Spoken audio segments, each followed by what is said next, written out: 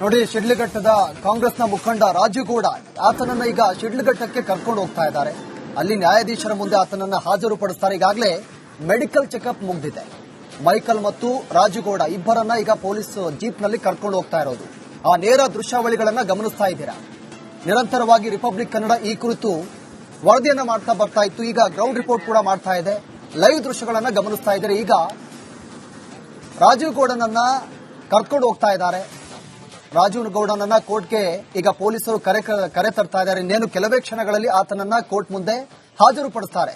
ಮತ್ತೊಂದು ಕಡೆ ಈಗಾಗಲೇ ಕೋರ್ಟ್ ಬಳಿ ರಾಜುಗೌಡನ ಬೆಂಬಲಿಗರು, ಆತನ ಅಭಿಮಾನಿಗಳು ಪ್ರತಿಭಟನೆ ಕೂಡ ಮಾಡ್ತಾ ಇದ್ದಾರೆ. ಬಹಳ ದೊಡ್ಡ ಸಂಖ್ಯೆಯಲ್ಲಿ ಆತನ ಬೆಂಬಲಿಗರು ಕೂಡ ಬಂದಿರೋದು. ಶಿಡ್ಲಘಟ್ಟದ ಜೆಎಂಎಫ್ಸಿ ಕೋರ್ಟ್ನತ್ತ ಈಗ ರಾಜುಗೌಡನನ್ನ ಕರ್ಕೊಂಡು ಹೋಗ್ತಾ ಇದ್ದಾರೆ ಪೊಲೀಸ್ ಜೀಪ್ನಲ್ಲಿ. ಆ ನೇರ ದೃಶ್ಯಗಳನ್ನ ಕೂಡ ಗಮನಿಸ್ತಾ ಇದ್ದೀರಾ. ಇನ್ನೇನು ಕೆಲವೇ ಕ್ಷಣಗಳಲ್ಲಿ ಆತನನ್ನ ಕೋರ್ಟ್ ಮುಂದೆ ಹಾಜರುಪಡಿಸ್ತಾರೆ. ಅಲ್ಲಿ ನ್ಯಾಯಾಧೀಶರು ನಂತರ ಆತನನ್ನ ನ್ಯಾಯಾಂಗ ಬಂಧನಕ್ಕೆ ಒಪ್ಪಿಸ್ತಾರೆ. ಈಗಾಗಲೇ ಮೆಡಿಕಲ್ ಚೆಕಪ್ ಕೂಡ ಮುಗಿದಿದೆ. ಮೆಡಿಕಲ್ ಚೆಕಪ್ ಮುಗಿದ ಬಳಿಕ ಈಗ ಆತನನ್ನ ಕೋರ್ಟ್ಗೆ ಕರ್ಕೊಂಡು ಹೋಗ್ತಾ ಇದ್ದಾರೆ.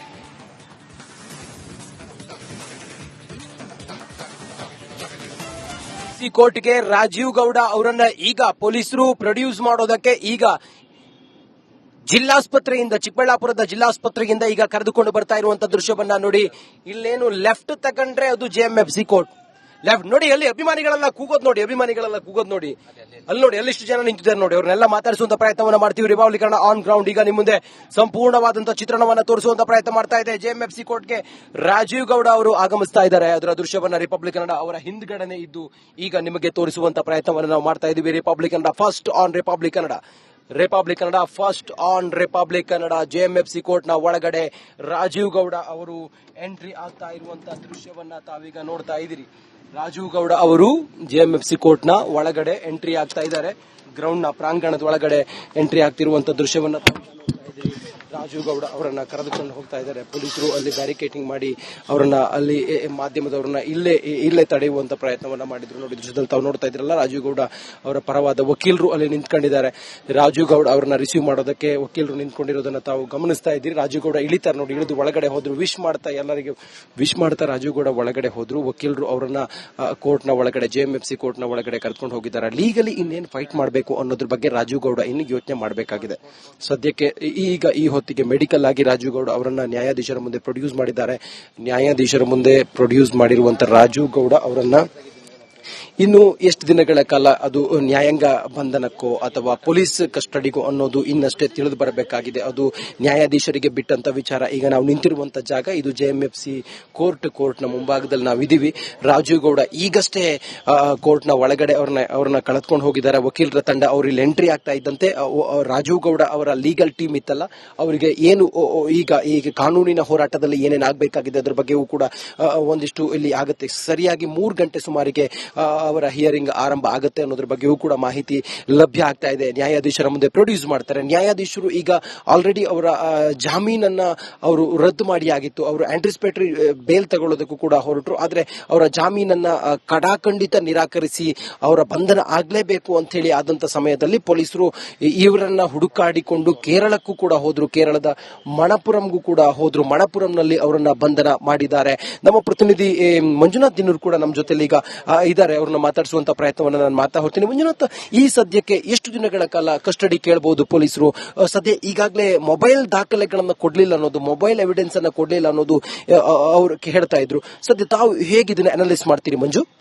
ರಂಜಿತ್, ಖಂಡಿತವಾಗಿ. ಯಾಕೆಂತಂದ್ರೆ ಈಗ ಪ್ರಮುಖವಾಗಿ ಏನು ಶಿಡ್ಲಘಟ್ಟ ಪೌರಾಯುಕ್ತೆಗೆ ಧಮಕಿ ಹಾಕಿರೋ ಪ್ರಕರಣಕ್ಕೆ ಸಂಬಂಧಪಟ್ಟಂತೆ ಯಾವ ಮೊಬೈಲ್ ನಲ್ಲಿ ಏನು ಅಂದ್ರೆ ಧಮಕಿ ಹಾಕಿರುವಂತಹ ಯಾವ ಮೊಬೈಲ್ ಇದೆ ಆ ಮೊಬೈಲ್ ಸೀಸ್ ಆಗಬೇಕು. ಇನ್ನೂ ಕೂಡ ಮೊಬೈಲ್ ಸೀಸ್ ಆಗಿಲ್ಲ. ಮೊಬೈಲ್ ಕೂಡ ಬೇರೆ ಕಡೆ ಇಟ್ಟಿದ್ದಾರೆ ಅಂತಕ್ಕಂಥ ಮಾಹಿತಿ ಕೂಡ ಈಗ ಪೊಲೀಸರಿಗೆ ಸದ್ಯದ ಪ್ರಾಥಮಿಕವಾಗಿ ಇವತ್ತಿನ ವಿಚಾರಣೆ ಹಂತವಾಗಿ ಕೊಟ್ಟಿರುವಂತಹ ಮಾಹಿತಿ. ಆದರೆ ಈಗ ನಮಗೆ ತಿಳಿದಿರುವ ಮಾಹಿತಿ ಪ್ರಕಾರ ಪೊಲೀಸರು ಕೂಡ ಆತನನ್ನ ಅಂದ್ರೆ ಕಸ್ಟಡಿಗೆ ಪಡಲಿಕ್ಕೆ ಕೂಡ ಸುಮಾರು 10 ದಿನಗಳ ಕಾಲ ಕಸ್ಟಡಿಗೆ ಕೂಡ ಪಡೆದು, ಯಾಕಂದ್ರೆ ಬೇರೆ ಬೇರೆ ಯಾರೆಲ್ಲ 13 ದಿನಗಳ ಕಾಲ ಆದ್ರಿಂದ ಬೇರೆ ಬೇರೆ ಆಂಗಲ್ ಅಲ್ಲೂ ಕೂಡ ತನಿಖೆ ಮಾಡಲಿಕ್ಕೆ ಸುಮಾರು 10 ರಿಂದ 13 ಅಂದ್ರೆ 10 ದಿನದಿಂದ 14 ದಿನಗಳ ಕಾಲ ಕಸ್ಟಡಿಗೆ ತೆಗೆದುಕೊಳ್ತಾರೆ ಅಂತಕ್ಕಂಥ ಮಾಹಿತಿ ಕೂಡ ಈಗ ಸದ್ಯಕ್ಕೆ ಇರುವಂತದ್ದು. ರಂಜಿತ್, ಖಂಡಿತವಾಗ್ಲೂ ಕೂಡ ಈಗಿರೋದು ನ್ಯಾಯಾಧೀಶರು ಎಷ್ಟು ದಿನಗಳ ಕಾಲ ಪೊಲೀಸ್ ಕಸ್ಟಡಿಯೋ ಅಥವಾ ನ್ಯಾಯಾಂಗ ಕಸ್ಟಡಿಯೋ ಅನ್ನೋದನ್ನ ಕಾದು ನೋಡಬೇಕಾಗಿದೆ. ನೋಡಿ, ಶಿಡ್ಲಘಟ್ಟದ ಕಾಂಗ್ರೆಸ್ನ ಮುಖಂಡ ರಾಜುಗೌಡ ಆತನನ್ನ ಈಗ ಶಿಡ್ಲಘಟ್ಟಕ್ಕೆ ಕರ್ಕೊಂಡು ಹೋಗ್ತಾ ಇದ್ದಾರೆ. ಅಲ್ಲಿ ನ್ಯಾಯಾಧೀಶರ ಮುಂದೆ ಆತನನ್ನ ಹಾಜರುಪಡಿಸ್ತಾರೆ. ಈಗಾಗಲೇ ಮೆಡಿಕಲ್ ಚೆಕಪ್ ಮುಗಿದಿದೆ. ಮೈಕಲ್ ಮತ್ತು ರಾಜುಗೌಡ ಇಬ್ಬರನ್ನ ಈಗ ಪೊಲೀಸ್ ಜೀಪ್ನಲ್ಲಿ ಕರ್ಕೊಂಡು ಹೋಗ್ತಾ ಇರೋದು. ಆ ನೇರ ದೃಶ್ಯಾವಳಿಗಳನ್ನ ಗಮನಿಸ್ತಾ ಇದ್ದೀರಾ. ನಿರಂತರವಾಗಿ ರಿಪಬ್ಲಿಕ್ ಕನ್ನಡ ಈ ಕುರಿತು ವರದಿಯನ್ನ ಮಾಡ್ತಾ ಬರ್ತಾ ಇತ್ತು. ಈಗ ಗ್ರೌಂಡ್ ರಿಪೋರ್ಟ್ ಕೂಡ ಮಾಡ್ತಾ ಇದೆ. ಲೈವ್ ದೃಶ್ಯಗಳನ್ನ ಗಮನಿಸ್ತಾ ಇದ್ದಾರೆ. ಈಗ ರಾಜೀವ್ ಗೌಡನನ್ನ ಕರ್ಕೊಂಡು ಹೋಗ್ತಾ ಇದ್ದಾರೆ. ರಾಜೀವ್ ಗೌಡನನ್ನ ಕೋರ್ಟ್ಗೆ ಈಗ ಪೊಲೀಸರು ಕರೆ ತರ್ತಾ ಇದ್ದಾರೆ. ಇನ್ನೇನು ಕೆಲವೇ ಕ್ಷಣಗಳಲ್ಲಿ ಆತನನ್ನ ಕೋರ್ಟ್ ಮುಂದೆ ಹಾಜರುಪಡಿಸ್ತಾರೆ. ಮತ್ತೊಂದು ಕಡೆ ಈಗಾಗಲೇ ಕೋರ್ಟ್ ಬಳಿ ರಾಜೀವ್ ಗೌಡನ ಬೆಂಬಲಿಗರು, ಆತನ ಅಭಿಮಾನಿಗಳು ಪ್ರತಿಭಟನೆ ಕೂಡ ಮಾಡ್ತಾ ಇದ್ದಾರೆ. ಬಹಳ ದೊಡ್ಡ ಸಂಖ್ಯೆಯಲ್ಲಿ ಆತನ ಬೆಂಬಲಿಗರು ಕೂಡ ಬಂದಿರೋದು. ಶಿಡ್ಲಘಟ್ಟದ ಜೆಎಂಎಫ್ಸಿ ಕೋರ್ಟ್ನತ್ತ ಈಗ ರಾಜೀವ್ ಗೌಡನನ್ನ ಕರ್ಕೊಂಡು ಹೋಗ್ತಾ ಇದ್ದಾರೆ ಪೊಲೀಸ್ ಜೀಪ್ನಲ್ಲಿ. ಆ ನೇರ ದೃಶ್ಯಗಳನ್ನ ಕೂಡ ಗಮನಿಸ್ತಾ ಇದ್ದೀರಾ. ಇನ್ನೇನು ಕೆಲವೇ ಕ್ಷಣಗಳಲ್ಲಿ ಆತನನ್ನ ಕೋರ್ಟ್ ಮುಂದೆ ಹಾಜರುಪಡಿಸ್ತಾರೆ.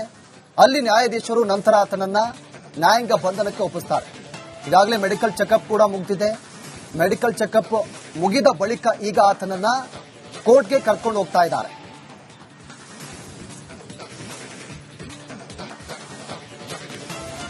ಕೋರ್ಟ್ಗೆ ರಾಜೀವ್ ಗೌಡ ಅವರನ್ನ ಈಗ ಪೊಲೀಸರು ಪ್ರೊಡ್ಯೂಸ್ ಮಾಡೋದಕ್ಕೆ ಈಗ ಜಿಲ್ಲಾಸ್ಪತ್ರೆಯಿಂದ, ಚಿಕ್ಕಬಳ್ಳಾಪುರದ ಜಿಲ್ಲಾಸ್ಪತ್ರೆಯಿಂದ ಈಗ ಕರೆದುಕೊಂಡು ಬರ್ತಾ ಇರುವಂತ ದೃಶ್ಯವನ್ನ ನೋಡಿ. ಇಲ್ಲೇನು ಲೆಫ್ಟ್ ತಗೊಂಡ್ರೆ ಅದು ಜೆಎಂಎಫ್ಸಿ ಕೋರ್ಟ್. ಲೆಫ್ಟ್ ನೋಡಿ, ಅಲ್ಲಿ ಅಭಿಮಾನಿಗಳೆಲ್ಲ ಕೂಗೋದ್ ನೋಡಿ, ಅಲ್ಲಿ ನೋಡಿ ಎಲ್ಲಿಷ್ಟು ಜನ ನಿಂತಿದ್ದಾರೆ ನೋಡಿ. ಅವ್ರನ್ನೆಲ್ಲ ಮಾತಾಡಿಸುವಂತ ಪ್ರಯತ್ನವನ್ನ ಮಾಡ್ತೀವಿ. ರಿಪಬ್ಲಿಕ್ ಕನ್ನಡ ಆನ್ ಗ್ರೌಂಡ್ ಈಗ ನಿಮ್ಮ ಮುಂದೆ ಸಂಪೂರ್ಣವಾದಂತಹ ಚಿತ್ರಣವನ್ನ ತೋರಿಸುವಂತ ಪ್ರಯತ್ನ ಮಾಡ್ತಾ ಇದೆ. ಜೆಎಂಎಫ್ಸಿ ಕೋರ್ಟ್ಗೆ ರಾಜೀವ್ ಗೌಡ ಅವರು ಆಗಮಿಸ್ತಾ ಇದ್ದಾರೆ. ಅದರ ದೃಶ್ಯವನ್ನ ರಿಪಬ್ಲಿಕ್ ಕನ್ನಡ ಅವರ ಹಿಂದ್ಗಡೆನೆ ಇದ್ದು ಈಗ ನಿಮಗೆ ತೋರಿಸುವಂತ ಪ್ರಯತ್ನವನ್ನ ನಾವು ಮಾಡ್ತಾ ಇದ್ದೀವಿ. Republic Kannada first on republic Kannada, republic Kannada first on republic Kannada. JMFC court ನ ಒಳಗಡೆ ರಾಜೀವ್ ಗೌಡ ಅವರು ಎಂಟ್ರಿ ಆಗ್ತಾ ಇರುವಂತಹ ದೃಶ್ಯವನ್ನ ತಾವೀಗ ನೋಡ್ತಾ ಇದ್ದೀರಿ. ರಾಜೀವ್ ಗೌಡ ಅವರು ಜೆಎಂಎಫ್ಸಿ ಕೋರ್ಟ್ ನ ಒಳಗಡೆ ಎಂಟ್ರಿ ಆಗ್ತಾ ಇದ್ದಾರೆ. ಗ್ರೌಂಡ್ ನ ಪ್ರಾಂಗಣದ ಒಳಗಡೆ ಎಂಟ್ರಿ ಆಗ್ತಿರುವಂತಹ ದೃಶ್ಯವನ್ನ ರಾಜೀವ್ ಗೌಡ ಅವರನ್ನ ಕರೆದುಕೊಂಡು ಹೋಗ್ತಾ ಇದ್ದಾರೆ. ಪೊಲೀಸರು ಅಲ್ಲಿ ಬ್ಯಾರಿಕೇಟಿಂಗ್ ಮಾಡಿ ಅವರನ್ನ ಅಲ್ಲಿ ಮಾಧ್ಯಮದವರನ್ನ ಇಲ್ಲೇ ತಡೆಯುವಂತ ಪ್ರಯತ್ನವನ್ನ ಮಾಡಿದ್ರು. ನೋಡಿ ದೃಶ್ಯದಲ್ಲಿ ತಾವು ನೋಡ್ತಾ ಇದ್ರಲ್ಲ, ರಾಜೀವ್ ಗೌಡ ಅವರ ಪರವಾದ ವಕೀಲರು ಅಲ್ಲಿ ನಿಂತ್ಕೊಂಡಿದ್ದಾರೆ. ರಾಜೀವ್ ಗೌಡ ಅವರನ್ನ ರಿಸೀವ್ ಮಾಡೋದಕ್ಕೆ ವಕೀಲರು ನಿಂತ್ಕೊಂಡಿರೋದನ್ನ ತಾವು ಗಮನಿಸ್ತಾ ಇದ್ದೀರಿ. ರಾಜೀವ್ ಗೌಡ ಇಳಿತಾರೆ ನೋಡಿ, ಇಳಿದು ಒಳಗಡೆ ಹೋದ್ರು.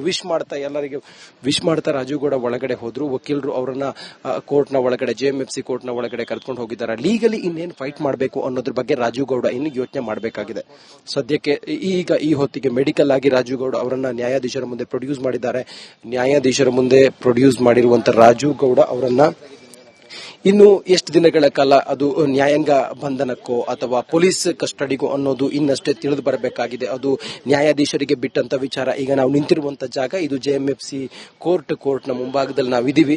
ರಾಜೀವ್ ಗೌಡ ಈಗಷ್ಟೇ ಕೋರ್ಟ್ ನ ಒಳಗಡೆ ಅವ್ರನ್ನ ಕಳೆದುಕೊಂಡು ಹೋಗಿದ್ದಾರೆ. ವಕೀಲರ ತಂಡ ಅವ್ರು ಇಲ್ಲಿ ಎಂಟ್ರಿ ಆಗ್ತಾ ಇದ್ದಂತೆ ರಾಜೀವ್ ಗೌಡ ಅವರ ಲೀಗಲ್ ಟೀಮ್ ಇತ್ತಲ್ಲ, ಅವರಿಗೆ ಏನು ಈಗ ಕಾನೂನಿನ ಹೋರಾಟದಲ್ಲಿ ಏನೇನು ಆಗಬೇಕಾಗಿದೆ ಅದ್ರ ಬಗ್ಗೆಯೂ ಕೂಡ ಒಂದಿಷ್ಟು ಇಲ್ಲಿ ಆಗುತ್ತೆ. ಸರಿಯಾಗಿ 3 ಗಂಟೆ ಸುಮಾರಿಗೆ ಅವರ ಹಿಯರಿಂಗ್ ಆರಂಭ ಆಗುತ್ತೆ ಅನ್ನೋದ್ರ ಬಗ್ಗೆಯೂ ಕೂಡ ಮಾಹಿತಿ ಲಭ್ಯ ಆಗ್ತಾ ಇದೆ. ನ್ಯಾಯಾಧೀಶರ ಮುಂದೆ ಪ್ರೊಡ್ಯೂಸ್ ಮಾಡ್ತಾರೆ. ನ್ಯಾಯಾಧೀಶರು ಈಗ ಆಲ್ರೆಡಿ ಅವರ ಜಾಮೀನನ್ನ ಅವರು ರದ್ದು ಮಾಡಿ ಆಗಿತ್ತು. ಅವರು ಆಂಟಿಸಿಪೇಟರಿ ಬೇಲ್ ತಗೊಳ್ಳೋದಕ್ಕೂ ಕೂಡ ಹೊರಟರು. ಆದ್ರೆ ಅವರ ಜಾಮೀನನ್ನ ಕಡಾಖಂಡಿತ ನಿರಾಕರಿಸಿ ಅವರ ಬಂಧನ ಆಗ್ಲೇಬೇಕು ಅಂತ ಹೇಳಿ ಆದಂತ ಸಮಯದಲ್ಲಿ ಪೊಲೀಸರು ಇವರನ್ನ ಹುಡುಕಾಡಿಕೊಂಡು ಕೇರಳಕ್ಕೂ ಕೂಡ ಹೋದ್ರು. ಕೇರಳದ ಮಣಪುರಂಗೂ ಕೂಡ ಹೋದ್ರು. ಮಣಪುರಂನಲ್ಲಿ ಅವರನ್ನ ಬಂಧನ ಮಾಡಿದ್ದಾರೆ. ನಮ್ಮ ಪ್ರತಿನಿಧಿ ಮಂಜುನಾಥ್ ದಿನೂರ್ ಕೂಡ ನಮ್ಮ ಜೊತೆಲಿ ಈಗ ಇದ್ದಾರೆ. ಅವ್ರನ್ನ ಮಾತಾಡಿಸುವಂತ ಪ್ರಯತ್ನವನ್ನ ನಾನು ಮಾಡ್ತಾ ಹೋಗ್ತೀನಿ. ಮಂಜುನಾಥ್, ಈ ಸದ್ಯಕ್ಕೆ ಎಷ್ಟು ದಿನಗಳ ಕಾಲ ಕಸ್ಟಡಿ ಕೇಳಬಹುದು ಪೊಲೀಸರು? ಸದ್ಯ ಈಗಾಗಲೇ ಮೊಬೈಲ್ ದಾಖಲೆಗಳನ್ನ ಕೊಡ್ಲಿಲ್ಲ ಅನ್ನೋದು, ಮೊಬೈಲ್ ಎವಿಡೆನ್ಸ್ ಅನ್ನ ಕೊಡ್ಲಿಲ್ಲ ಅನ್ನೋದು ಅವರು ಹೇಳ್ತಾ ಇದ್ರು. ಸದ್ಯ ತಾವು ಹೇಗಿದನ್ನ ಅನಲೈಸ್ ಮಾಡ್ತೀರಿ ಮಂಜು? ರಂಜಿತ್, ಖಂಡಿತವಾಗಿ. ಯಾಕೆಂತಂದ್ರೆ ಈಗ ಪ್ರಮುಖವಾಗಿ ಏನು ಶಿಡ್ಲಘಟ್ಟ ಪೌರಾಯುಕ್ತಿಗೆ ಧಮಕಿ ಹಾಕಿರೋ ಪ್ರಕರಣಕ್ಕೆ ಸಂಬಂಧಪಟ್ಟಂತೆ ಯಾವ ಮೊಬೈಲ್ ನಲ್ಲಿ ಏನು ಅಂದ್ರೆ ಧಮಕಿ ಹಾಕಿರುವಂತಹ ಯಾವ ಮೊಬೈಲ್ ಇದೆ ಆ ಮೊಬೈಲ್ ಸೀಸ್ ಆಗಬೇಕು. ಇನ್ನೂ ಕೂಡ ಮೊಬೈಲ್ ಸೀಸ್ ಆಗಿಲ್ಲ. ಮೊಬೈಲ್ ಕೂಡ ಬೇರೆ ಕಡೆ ಇಟ್ಟಿದ್ದಾರೆ ಅಂತಕ್ಕಂಥ ಮಾಹಿತಿ ಕೂಡ ಈಗ ಪೊಲೀಸರಿಗೆ ಸದ್ಯದ ಪ್ರಾಥಮಿಕವಾಗಿ ಇವತ್ತಿನ ವಿಚಾರಣೆ ಹಂತವಾಗಿ ಕೊಟ್ಟಿರುವಂತಹ ಮಾಹಿತಿ. ಆದರೆ ಈಗ ನಮಗೆ ತಿಳಿದಿರುವ ಮಾಹಿತಿ ಪ್ರಕಾರ ಪೊಲೀಸರು ಕೂಡ ಆತನನ್ನ ಅಂದ್ರೆ ಕಸ್ಟಡಿಗೆ ಪಡಲಿಕ್ಕೆ ಕೂಡ ಸುಮಾರು 10 ದಿನಗಳ ಕಾಲ ಕಸ್ಟಡಿಗೆ ಕೂಡ ಪಡೆದು, ಯಾಕೆಂದ್ರೆ ಬೇರೆ ಬೇರೆ ಯಾರೆಲ್ಲ 13 ದಿನಗಳ ಕಾಲ ಆದ್ರಿಂದ ಬೇರೆ ಬೇರೆ ಆಂಗಲ್ ಅಲ್ಲೂ ಕೂಡ ತನಿಖೆ ಮಾಡಲಿಕ್ಕೆ ಸುಮಾರು 10 ರಿಂದ 13 ಅಂದ್ರೆ 10 ದಿನದಿಂದ 14 ದಿನಗಳ ಕಾಲ ಕಸ್ಟಡಿಗೆ ತೆಗೆದುಕೊಳ್ತಾರೆ ಅಂತಕ್ಕಂಥ ಮಾಹಿತಿ ಕೂಡ ಈಗ ಸದ್ಯಕ್ಕೆ ಇರುವಂತದ್ದು. ರಂಜಿತ್, ಖಂಡಿತವಾಗ್ಲೂ ಕೂಡ ಈಗಿರೋದು ನ್ಯಾಯಾಧೀಶರು ಎಷ್ಟು ದಿನಗಳ ಕಾಲ ಪೊಲೀಸ್ ಕಸ್ಟಡಿಯೋ ಅಥವಾ ನ್ಯಾಯಾಂಗ ಕಸ್ಟಡಿಯೋ ಅನ್ನೋದನ್ನ ಕಾದು ನೋಡಬೇಕಾಗಿದೆ.